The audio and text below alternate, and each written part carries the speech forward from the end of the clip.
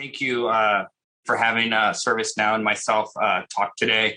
I think a lot of us across government know ServiceNow from an IT workflow perspective, right? I think we've become kind of the de facto IT service management platform for a lot of federal agencies.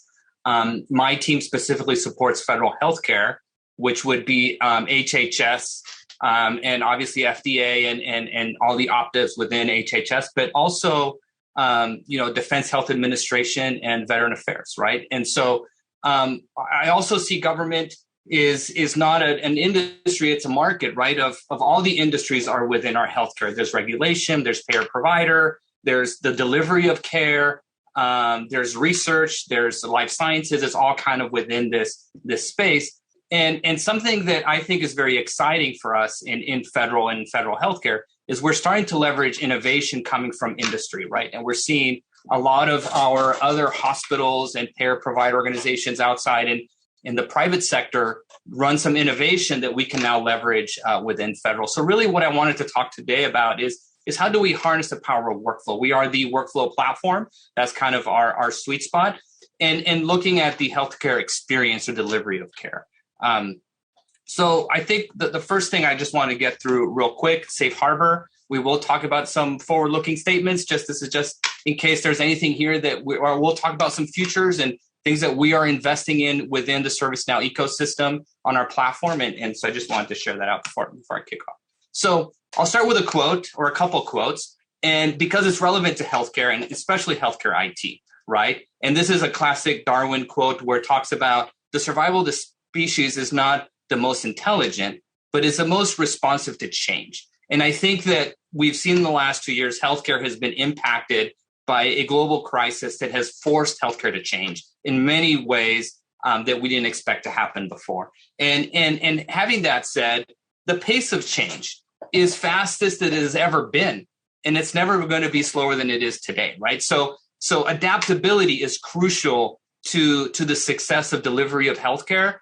And also to government, right? And I think something that Ram had talked about is interoperability, data management, and making sure that we can adapt to this quick moving environment. And so having that said, we're starting to see just in industry in general, a huge acceleration in investment in healthcare technology.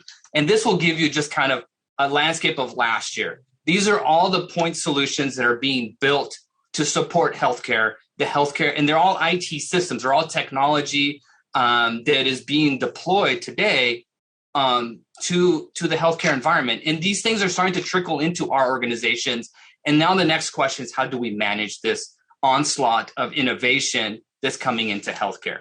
And, just a statistic from last year, over $30 billion of seed funding has gone to healthcare IT startup companies. So that's a lot of investment that is coming into this. And I think the pandemic has a lot to do with that, right? As hospitals and healthcare providers and researchers are trying to say, how do we adapt to change, but how do we drive digital transformation, right? I really enjoyed Michelle's presentation on Google and how they're adapting to the changes in healthcare using AI and machine learning and data to drive decision-making and where to, do COVID vaccination, right? I think that's fascinating. That's amazing that we're seeing that in our lifetime, but it's also a challenge, right? Is this innovation going to overwhelm our organizations? And how are we going to be able to respond to this onslaught of innovation and make sure that we harness that power for our stakeholders? And I think this is very graphical representation of that, but it's coming, right? It's on the verge of impacting government. CMS has to do regulations, for pre-authorizations. There are more medical devices out there, right? Google talks about partnering with Fitbit, right? Now, how is FDA going to regulate that device, right? So I think a lot of these things are pertinent as we're seeing this wave come to healthcare. And we've seen this before in our industry. We've seen the need for digitizing healthcare records, right? And standardizing EHMRs. We've seen a huge move towards that. In my lifetime, I've seen that where I would go to the doctor and get paper prescriptions, and now I'm seeing all digital, right? And so I've seen that transformation. And then we've also seen the need to digitize the front end, where nurses and doctors now can access healthcare records in a digital format, right? Remember those libraries where you would have all the folders of records. And before you go to the doctor, you have to say when you're showing up so they can go pull that record out of that library. And now it's all digital, right? And so I've seen that happen. And also starting to invest in relationship management, right? Considering patients as customers, right? And in the life cycle of that patient and what that looks like. But it has some intentional consequences as well, right? We've seen a lot more silos across healthcare, right? Where interoperability of data between these digital systems is not there yet in some cases, right? And we're seeing data both in a digital and analog format, where there's a mix right now, where we need some OCR and scanning of documents, as well as now digital format and securing both of those and creating multiple work streams right around that. And the experience for the patient, the clinician, is still fraught with challenges, right? It's still not perfect. I think that we've seen evolution, but it's not there yet. And so, what this is driving, and I'm seeing now in industry, and I think a lot of the conversations we had today talk about this, is number one, the baby boomers are aging, and there are more people that are going to need care in the near future, right? So the population of folks that are going to need care is emerging. And we've seen this with the global pandemic that burst the seams of our healthcare organizations to deliver care, right? Where we've had overworked nurses and a lot of horror stories and being able to adapt to that. And so more people will be needing care in the future. More devices are entering healthcare, right? We talked about Fitbit and wearables, digital components, and all of these things are online and they're on the network, and securing these devices is now paramount, right? Where the health and safety of our patients is also dependent on vulnerabilities that the devices have on them. And so it's becoming even more and more complex to manage as we increase these devices. We've also started seeing more people delivering care and new roles within the ecosystem, right? Think about virtual resources, right? And how we can now do telemedicine in some cases. Also traveling nurses. I've seen a trend where nurses are no longer stationary in one hospital and they move within a region, or EMTs, right? Delivering certain levels of care. And then more locations, right? Healthcare without walls is kind of what we call it, where we're starting to see care delivered not just at the traditional setting, but in homes, at work, at schools, in different settings, and an increase of places where you can access care. I was remembering COVID testing, right? In the beginning, you could only do it at the hospital. Then you could do it at your local pharmacy. Now I get an envelope in the mail and I can do it at home, right? And just in a short period of time, that delivery of diagnostics has evolved to all the way to my home, right? In the comfort of doing that. And so I think that workflow is going to be a critical part of stitching together all of these challenges that we're seeing in our industry. And so let's reimagine our experience through workflow automation, right? And I think that's the ServiceNow proposition, is that we've been great at the complexities of IT workflow. We've had a lot of success in the customer service management workflows. We've had a lot of success in the HR employee kind of type workflows. And so now we're seeing we have a lot of these building blocks to start looking into the healthcare workflows and the payer provider workflows and the life sciences workflows. And so to that, how do we define workflow in ServiceNow, right? Somebody initiates a request or a process. Maybe a patient needs to schedule an appointment, or I need to sign up for a clinical trial, right? That's a request or initiation of a process. And then at the end is a delivery, obviously the whole process delivery of that service until it's complete, right? And traditionally, what we've seen is a lot of email, different siloed systems in the delivery of that process. And what ServiceNow does is say, hey, let's start bucketing these in the standard building blocks, right? Determine what it is, assign it, collect input, assign it to somebody, approve certain things, and then track and report on that. And underlining delivering technology to enhance this workflow. So virtual agent or chatbots, machine learning, orchestration to other systems outside of the ServiceNow platform, or integrations to those and APIs.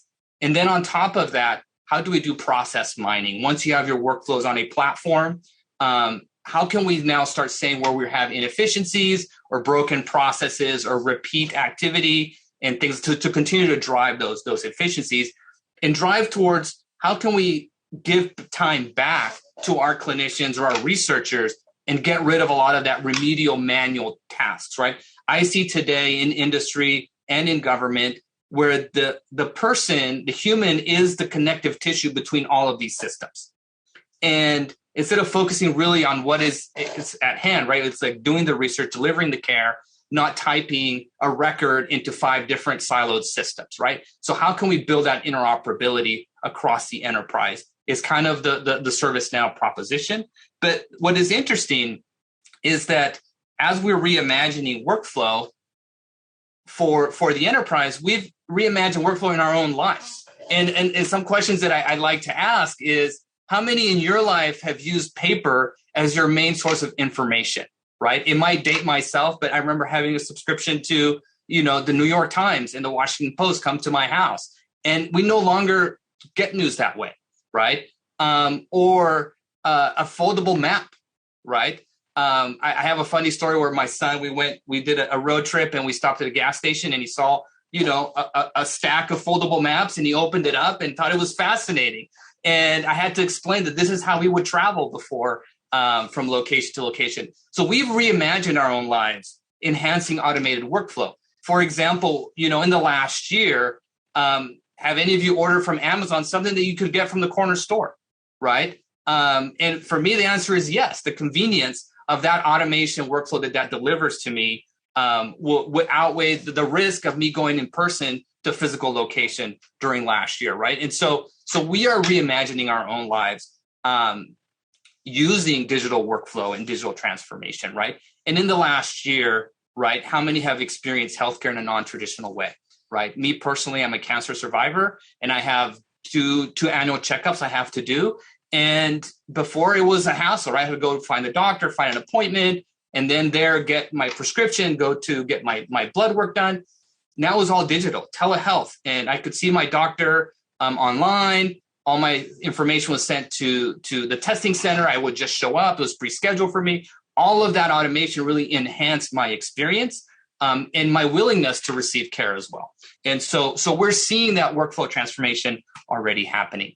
But what I like to challenge is, adaptability, right? What was winning in the past is not winning in the future. And a lot of our, enterprise commercial customers in the private sector are rethinking how they're doing delivery of care. And what are those business models to drive efficiency and improve the quality of care? And we're realizing that there is a shift going on right now. There's a huge investment in IT, a huge investment in healthcare technology, because digital transformation is not going away. It's really now, how do you accelerate digital transformation in the delivery of care? And I obviously this is a Lego castle, but it's those building blocks, right? And so we kind of use this approach in how we're investing at ServiceNow in transforming how we support healthcare and really support our customer needs. So number one, adaptability. How do you build reusable components that you can cobble together in different ways to deliver new things as change happens, right? And not having to build from scratch every time. That really drives to speed to value. As I said in the beginning, change is happening faster and faster. How can we deliver faster speed to value? I think cloud is here to stay. I think that with like what Google was talking about, using their cloud for data and analytics and research, ServiceNow being delivered in a FedRAMP high environment for government, a lot more adoption of cloud is happening across government. That's speed to value, right?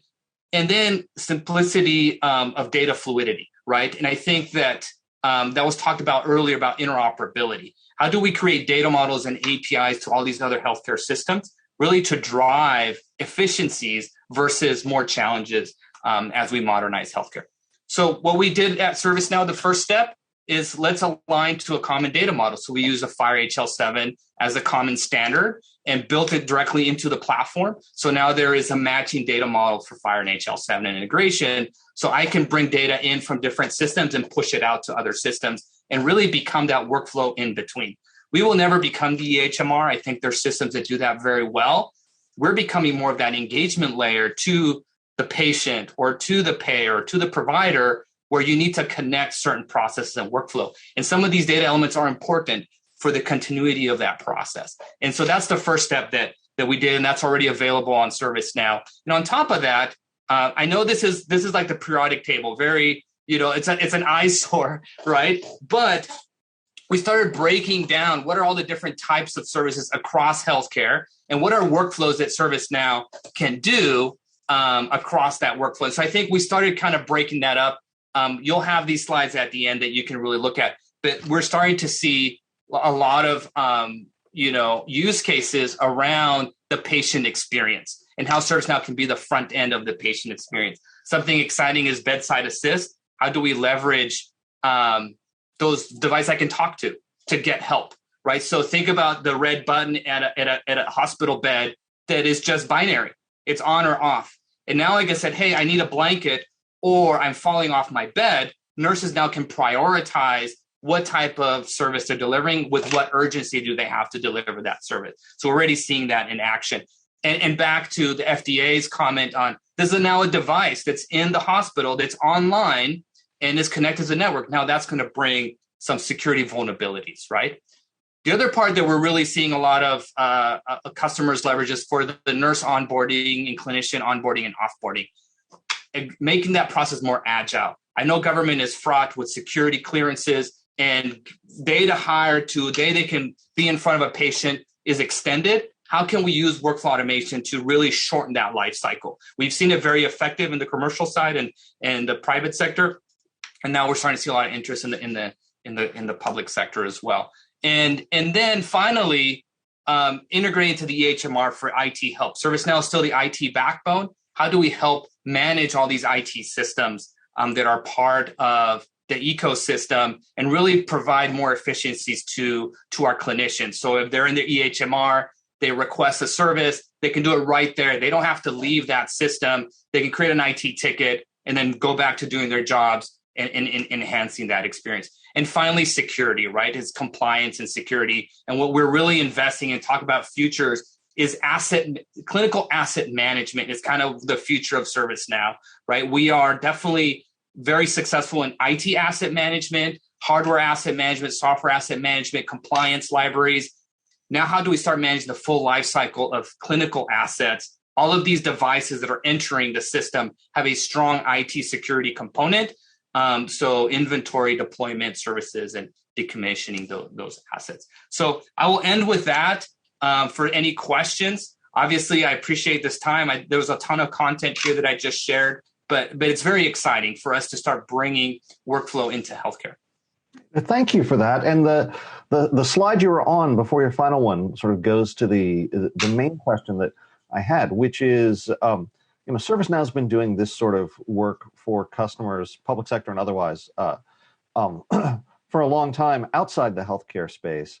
And I'm wondering if for your government customers that for whom the health-focused services make sense, whether it's VA or HHS or Indian Health Service, I don't know whether any of those are your customers or not, but yeah. Is the goal to sort of extend existing enterprise ServiceNow solutions to include the health systems and the health needs, or would ServiceNow generally spin up a separate instance to focus solely on the health needs? That's a wonderful question. I think that we've seen agencies look at different options, right? One of them is ServiceNow is already there with core IT. There's a lot of HR, PII data on ServiceNow today in our FedRAMP High, and it's locked down, right? And so once you have to open that to, let's say, we're doing clinical trials or grants management, which some customers are doing today on ServiceNow. Now this goes out to your citizens. You may not want that in that same environment. The beauty of ServiceNow is because it's all delivered on our cloud, we can connect environments together as well. So we have instance data replication where I have all my users on one environment. I can add them to another environment and not have, commingling of data of other components, right? So really do different types of ATOs and hardening based on that environment, but it's all within the same kind of ecosystem or umbrella. And that interconnectivity is also important. So I think we've seen different strategies. We send some let's just put everything in one environment and have the right governance and guardrails. And the other one is, no, let's have one for external facing users, another for our internal organization. for us, what's important is our customers can get value from our platform and our capabilities, right? So I think with healthcare, because of the healthcare data, the PHI that could live on there, I would recommend probably having a separate environment dedicated to this, with some connections to your existing IT environment for these like EHMR help and some of these others where I might need to pull in IT. Let's say clinician onboarding, there's an IT component to this, right? Where they need access to systems and things like that. Great. Well, we are going to have to leave it there, but thank you for a very informative presentation. Appreciate you being part of today's workshop. Thank you very much.